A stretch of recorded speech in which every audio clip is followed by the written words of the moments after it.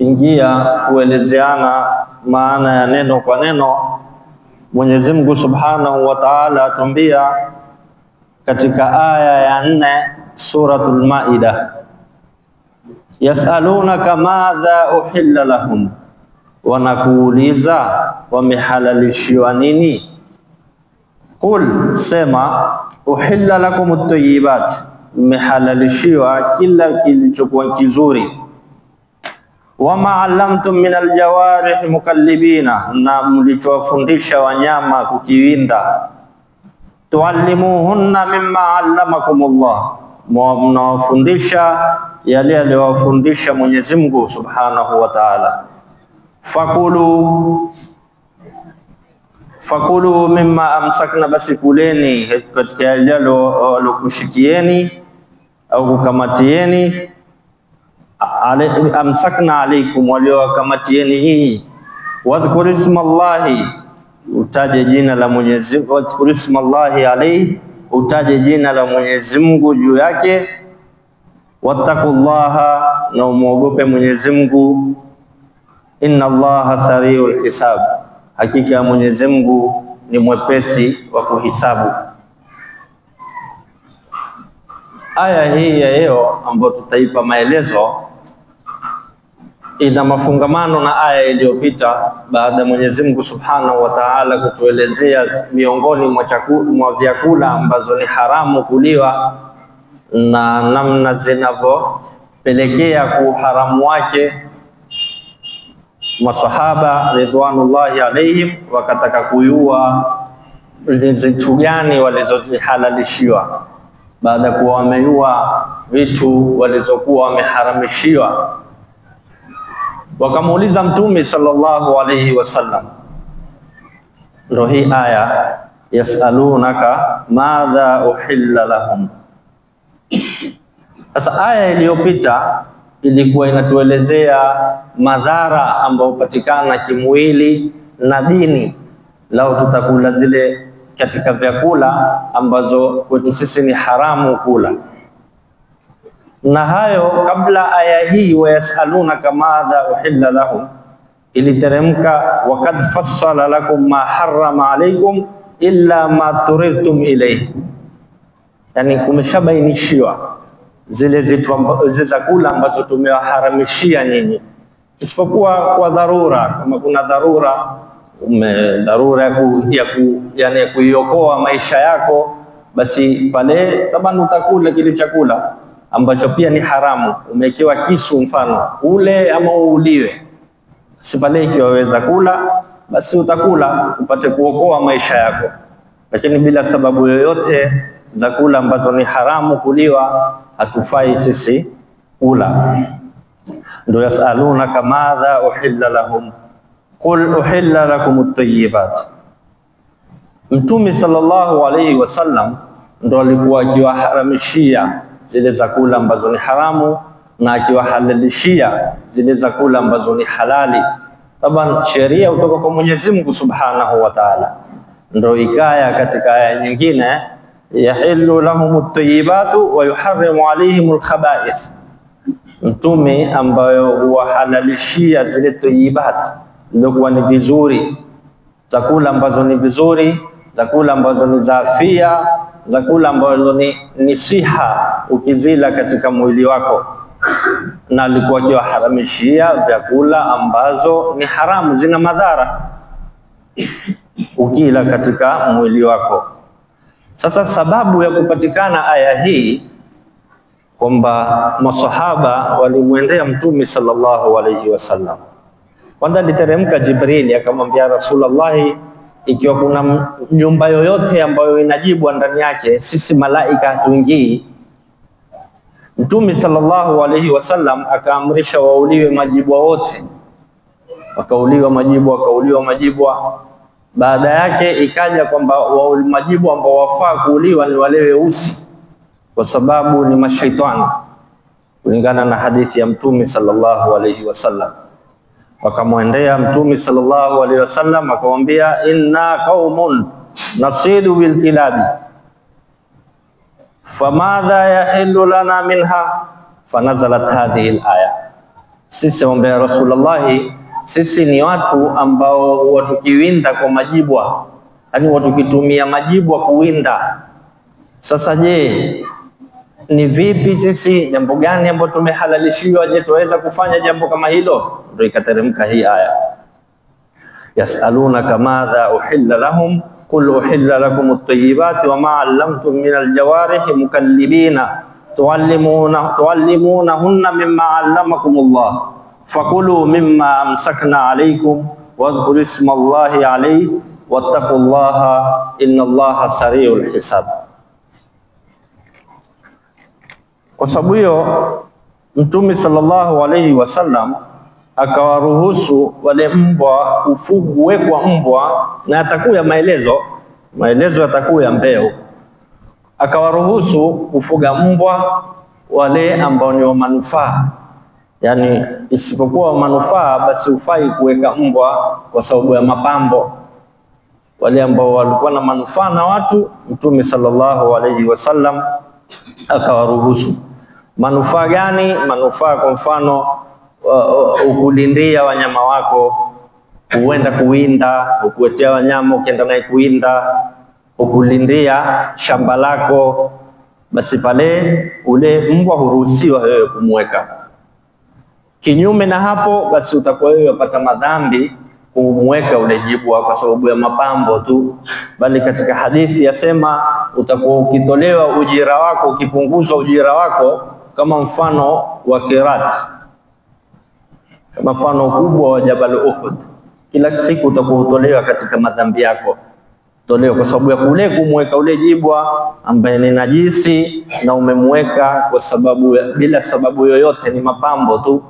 Ikiwa kuna dharura basi yaruhusiwa, lakini kwa sababu ya mapambo tu haifai.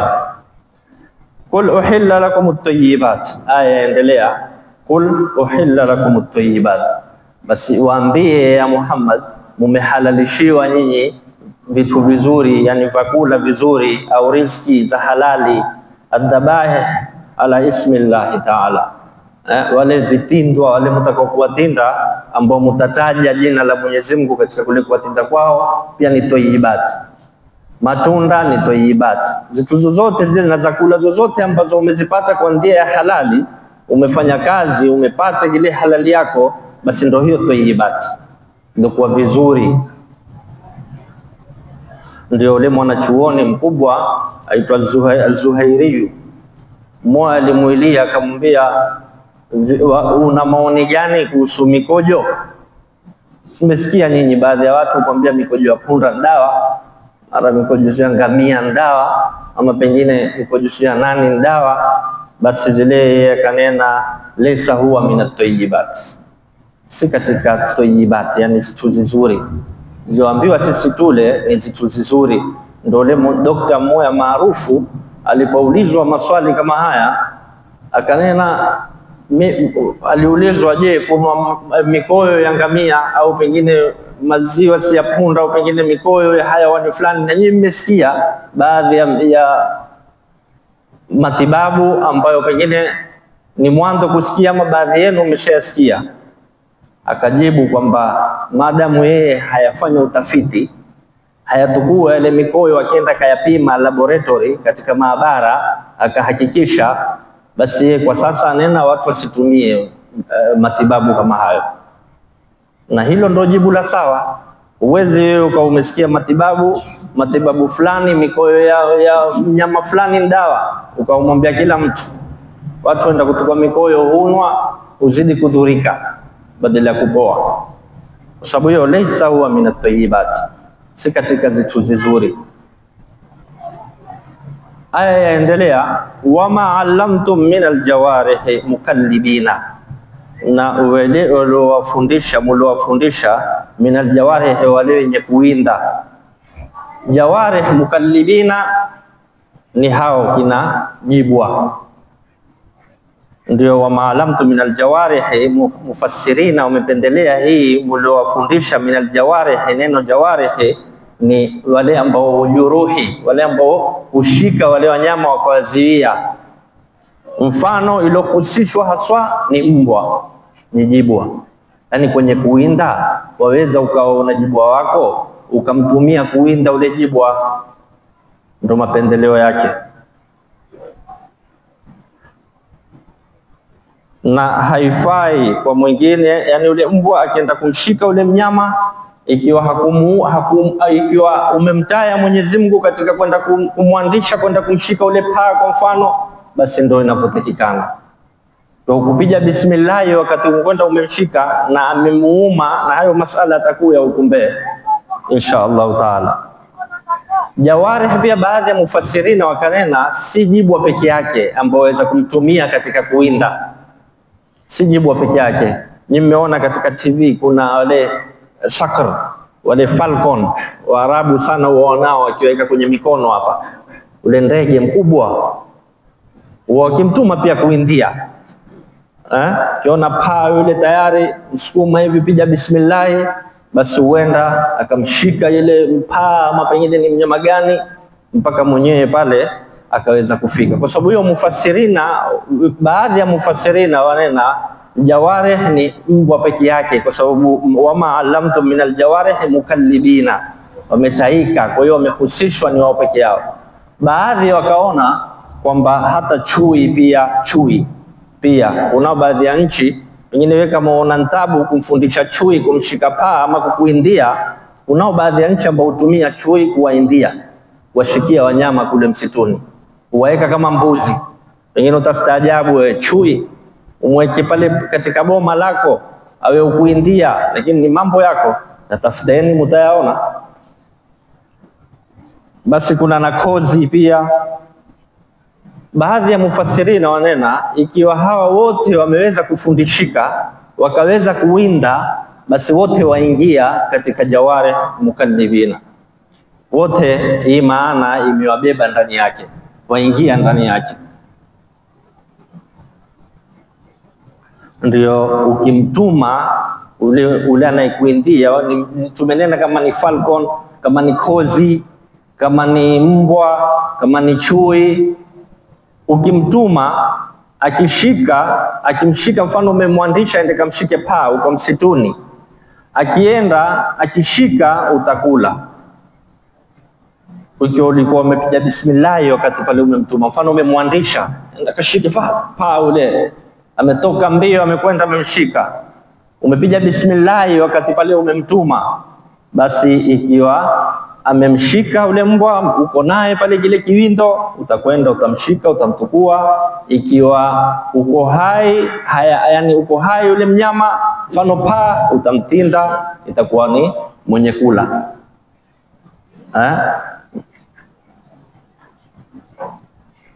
Kwa sababu hiyo ikiwa umepiga bismillah yako ndo akimuua, ikiwa amemweta wakati amekufa, basi ile bismillah yako yafaa pia, utaendelea tu, itakuwa uko sawa, ule mnyama utamtinda na utaendelea naye. Tuallimuhunna mimma allamakumullah, tuallimuhunna, kitu muhimu na cha msingi, iwe wale wanyama umewafundisha wewe namna kuwinda. Ukimwambia nenda, basi anakwenda. Ukimwambia simama, rudi, anarudi. Na akishika kile ule muamrisha ende kashike, basi uziia tu, akamziia hivi mpaka wewe mwenyewe ufike mahali kama pale. Fakulu, basi kuleni. Kulu hii ni ya ibaha, yani si lazima ule, waweza pia usile, lakini kuleni mimma amsakna alaikum, kwa ile waliowashikia wale mliowatuma. Mfano umetuma chui au umetuma ule sakra ule tulionena ndege wa Waarabu, mara nyingi kimweka mkononi, wakimtuma pia kwenda kushika kuwinda, basi wale kile watakuwa wamekishika. Fakulu mimma amsakna alaikum, kuleni ile waliowashikia, ni vitu za halali, ni katika hiyo tayyibat, ni katika hiyo tayyibat. Wadhkuru isma Allahi alayhi, na munene au mutae jina la Mwenyezi Mungu. Akiwa yule jibwa amefundishwa, amemshika mwenyewe, amemziwia na mwenyewe amepiga bismillah wakati amemtuma, basi hata akimuua ule kwa ijmai ya wanazuoni, bado waweza ukamtinda na ukaendelea na ile nyama. Ama baadhi wanena ikiwa amemla, amemwambua kwa mfano ni paa, amemwambua kipande, baadhi wanena basi hufai kula ule mnyama, tampikia yeye, basi atakuwa ni yeye tu ndo mwenye kula. Ijapokuwa baadhi wanena yafaa, waweza ukakata kile kipande alokula yeye, ukaendelea na kile kipande kingine ambacho kilikuwa hajakidara ule mbwa au ule chui au ule mnyama ulomtuma aende akakuindia. Wadhkur isma Allahi alayhi, utaye ina la Mwenyezi Mungu. Ibn Abbas atuambia ikiwa umesahau, kwa mfano umeghafilika, basi haina neno, utakuliwa hukumu kwamba ulighafilika kupiga bismillah wakati umemtuma. Lakini kitu muhimu upige bismillah, na ndio mufassirina wa hii aya watuambia madhumuni makubwa ya hii aya ni hapa, wadhkur ismallahi alayhi, kwamba masala ya kutaya ina la Mwenyezi Mungu Subhanahu wa Ta'ala katika kila unalolifanya.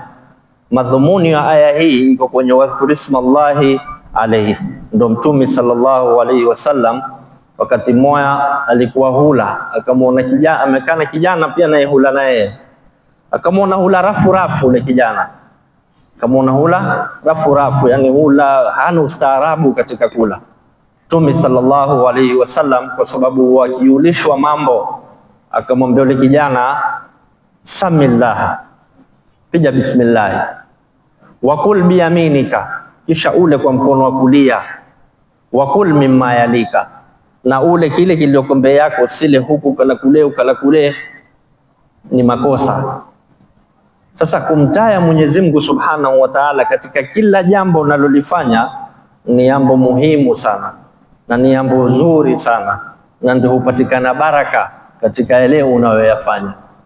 Ndio nana Aisha radhiyallahu anha amuuliza Mtume sallallahu alayhi wasallam, ya Rasulullah, tumeetewa nyama na nyama ile imeetwa kwa watu wasiokuwa Waislamu. Sasa hatuisi wakati wa kutindwa kulipiga bismillah wakati wa kutinda huyu mnyama. Mtume sallallahu alaihi wasallam kuonyesha kwamba dini ya Uislamu ni dini sahali na ni dini nyepesi, akamwambia samullaha antum wa kulu, nyinyi pigeni bismillah na mule hiyo nyama. Hii tupata kwamba ni dalili ikiwa umekwenda hoteli, kwa mfano hoteli umeona mazingira yake si ya Kiislamu na wasiwasi, pengine ukiagizia nyama itakuwa pengine nyama pengine ni nyama kweli kwanza, ama nyama ya ng'ombe kweli, ama nyama kando na bismillah kwanza, ile nyama yenyewe waweza kuona wasiwasi nao. Lakini kulingana na mafundisho ya Uislamu na mafundisho ya dini ni kwamba waweza kwenda pale wewe ukapiga bismillah na ukala ile nyama. Usianze kuuliza mwenye hoteli nani, ng'ombe amepigiwa bismillah kabla kutindwa au mbuzi, utakosana naye bure.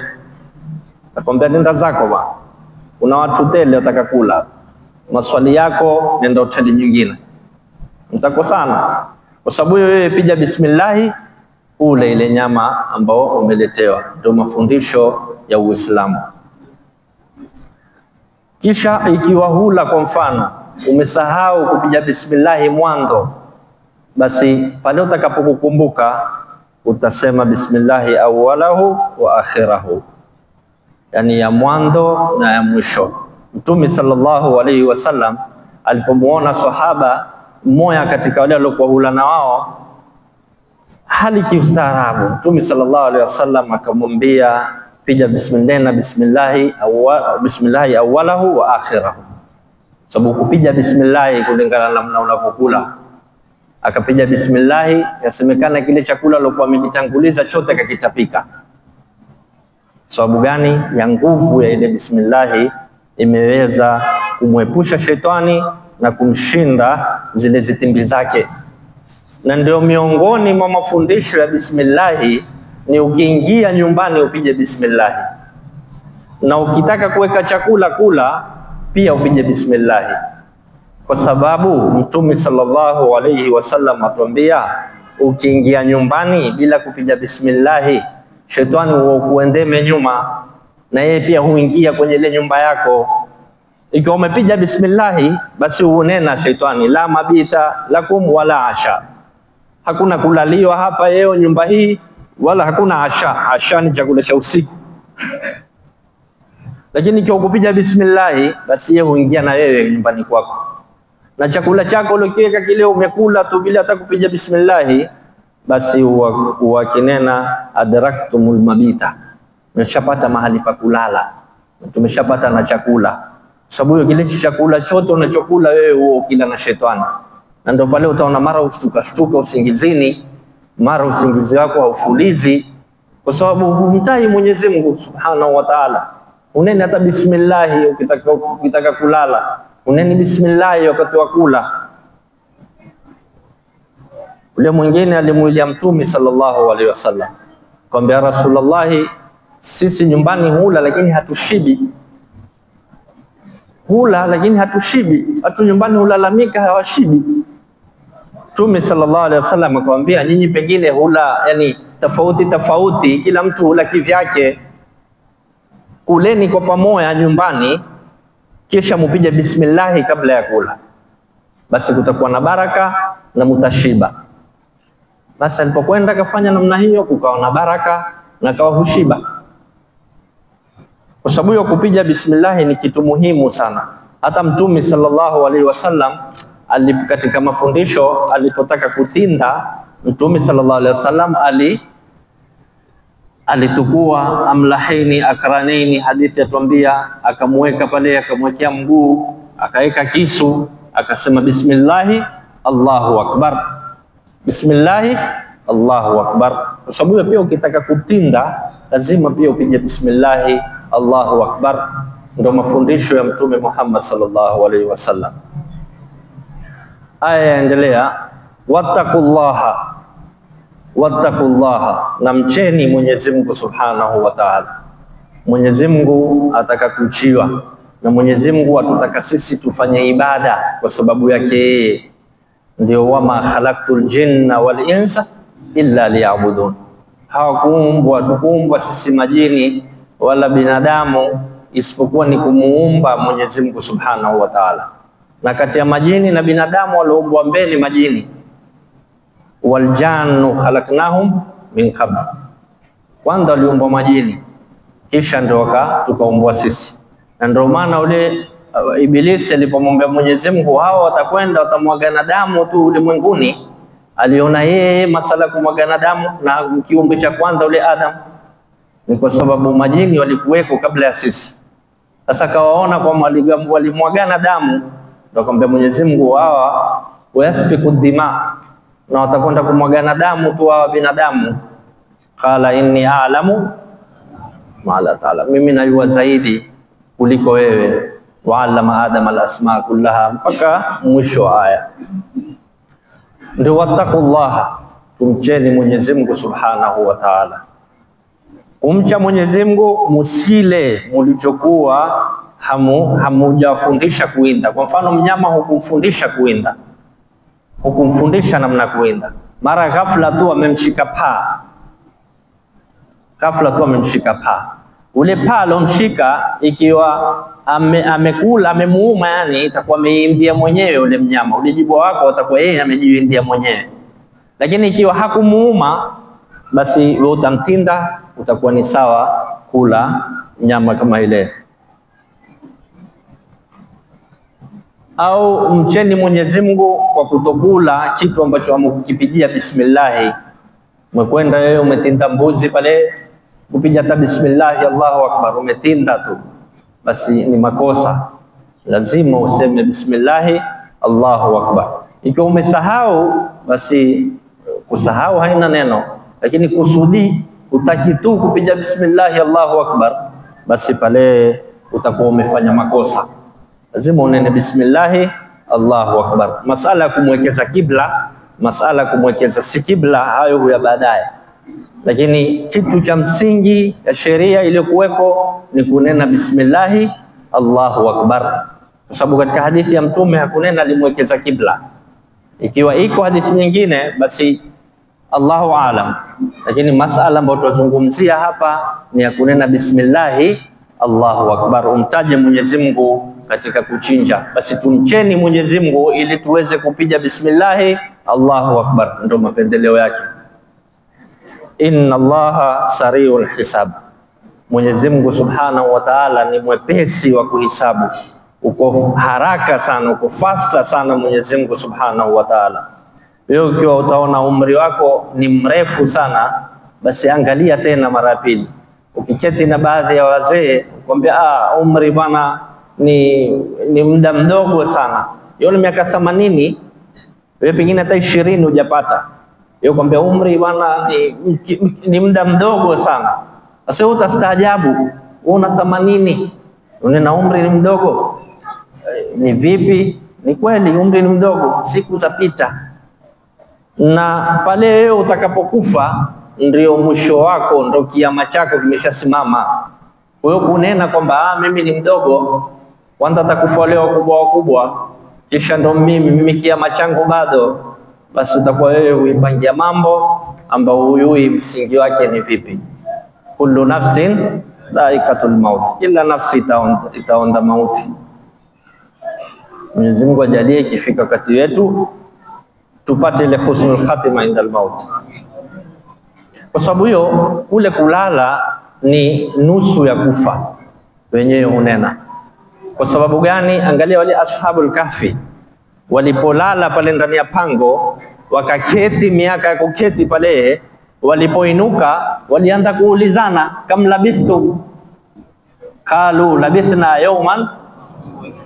Sasa wewe angalia moja katika hikma kwamba kulala ni nusu ya kufa au ni kufa. Ukiinuka tu ukiulizwa bana umelala muda gani, uwezi ukajibu, uwezi ukatuambia mimi nimelala masaa mawili, na ikawa kweli umelala masaa mawili, haiwezekani. Uwezi, utatambia sijui nimelala muda gani, pengine masaa 6, pengine 5. Na hiyo ni mjaribuni nyinyi, muamshe moya rafiki yako kule yu, mwambie bwana umelala masaa mangapi. Akipata akikwambia nusu saa, vile vile na amelala nusu saa bila kuweka alam, basi ni mtu wa maajabu. Ni mtu wa maajabu. Uwezi. Na ndio mfano huu wa ashabul kahfi, qalu kam labithtum, qalu labithna yawman au ba'da yawm. Kumbe amelala miaka mingi sana. Na inna Allaha sariul hisab, miongoni mwa maana yake kulingana na mufassirina ni kwamba Mwenyezi Mungu Subhanahu wa Ta'ala ana hisabu yetu sisi sote sasa yao ulimwenguni kabla ya kiyama. Kila mmoja Mwenyezi Mungu ana hesabu yake, kila mmoja. Huko kiyama tena ni yaumatubla sarair, ni siku za kutobolewa siri. Huko siri zote zile ukifanya madhambi yote na nini ni huko siku ya kiyama. Lakini inna Allaha sariul hisab, yani hapa tayari sisi kila mtu hisabu yake Mwenyezi Mungu anayo, kila mtu hisabu yake Mwenyezi Mungu anayo. Na ndio maana utaona saa nyingine upata mitihani, una homa zipoi, mara maradhi haya, mara taabu, basi iangalie ni kwa sababu zile amali zako si nzuri, ni kwa sababu ya zile amali. Futua uangalie shida iko wapi. Utaona kuna watu uliwahi kuwadhulumu wewe, ulitukua haki yao, na ilikuwa si sawa utukue haki yao. Ikiwa hutotubu yale, na mpaka sasa kwa wewe hutukua haki za watu au huwanyima watu haki zao, ndio pale utaona wewe hupata taabu, maisha magumu, maradhi hupoi. Baadhi ya mufassirina watuambia inna Allaha sariul hisab, ni kwamba Mwenyezi Mungu Subhanahu wa Ta'ala akitaka kutupa hatupangishi foleni. Mwenyezi Mungu akitaka kutupa sisi hatupangi foleni. Foleni ni tabur ya Arabu. Ni mkitukua chakula pale upanga foleni. Mshaambiwa yeye bwana atakaye kutukua pumzi oxygen apange laini. Hakuna masala hayo mbele ya Mwenyezi Mungu Subhanahu wa Ta'ala. Mwenyezi Mungu akitaka kutupa utupa tu bila hisabu yoyote, hatuandiki mahali kokote Mwenyezi Mungu Subhanahu wa Ta'ala. Ndio ule mmoja akamuuliza Saidina Ali karramallahu wajha, huwa vipi Mwenyezi Mungu Subhanahu wa Ta'ala akafanya hisabu yani ya watu wote, yani umma mzima, watu bilioni. Mwenyezi Mungu hisabu hii inna Allaha sariul hisab ni vipi? kila mmoja atafanywa hisabu yake, basi kutatukua time mpaka kitambule mtu wa mwisho amalizike. Sayyidina Ali ni mlango wa elimu, ni mlango wa elimu. Ukitaka elimu basi utapitia kwa mlango wa Sayyidina Ali karramallahu wajha. Amwambia, ikiwa wewe waona hilo ni tabu, basi ufikirie namna gani watu wote Mwenyezi Mungu Subhanahu wa Ta'ala huwapa riziki zao kwa wakati mmoja. Ikifika dhuhuri si nyote hula hapa? Ikifika dhuhuri nyote hula? Basi nyinyi tu, hata sisi nyumbani hula, na wengine hula, majirani hula, na kama hali saa 8 atakula saa 8:30, ndio hiyo kula. Kama hali saa 8:30 atakula saa 9, ndio hiyo kula. Sasa wewe ustaajabu hilo kwamba kila mtu pata riziki zake. Wewe shangaa Mungu ataipiga vipi hisabu ya watu wote, kila mmoja madhambi yake, thawabu zake. Mwenyezi Mungu Subhanahu wa Ta'ala amepita fikra kama hizo, uko juu ya hilo hisabu. Hizo hisabu zote ni amri zake Mwenyezi Mungu Subhanahu wa Ta'ala. Kwa sababu hiyo usifikirie kwamba mimi time yangu haijafika, bado kijana. Basi ule moja alimwambia kwanza, inshallah watakao kufa ni wazee wa. Ule mzee akamwambia, aliyekuya mbele ndo atakwenda mbele. Yani hata zidanga pia huanguka. Akamwambia hata zidanga kwenye mti, yani zizi dogo si anaanguka, ni maembe yaliyoviva, kwenye yale maembe madogo hayanguki, si pia huanguka? Sababu hiyo si wazee tu wanao, yani utakutana na pengine ule ni mzee ndo karibu na kufa, basi hata zile zidanga ziembe zitoto pia huanguka nazo. Kwa sababu hiyo linatakikana si ni kurudi kwa Mwenyezi Mungu Subhanahu wa Ta'ala na kuzingatia haya yote tulioelezeana katika sheria, mambo ambayo yafaa na mambo ambayo hayafai. Mwenyezi Mungu Subhanahu wa Ta'ala atujalie minalladhina yastami'una alqawla fayattabi'una ahsana.